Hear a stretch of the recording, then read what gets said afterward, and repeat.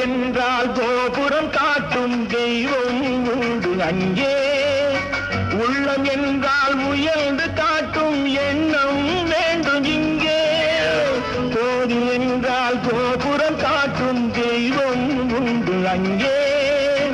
உள்ளம் என்றால் உயர்ந்து காட்டும் எண்ணம் வேண்டும் இங்கே. பிறந்த நாடே சிறந்த கோயில், பேசும் மொழியே தெய்வம். இதை மறந்திடாமல் வாழ்ந்து வந்தால் கோபுரமாகும் கொள்கை.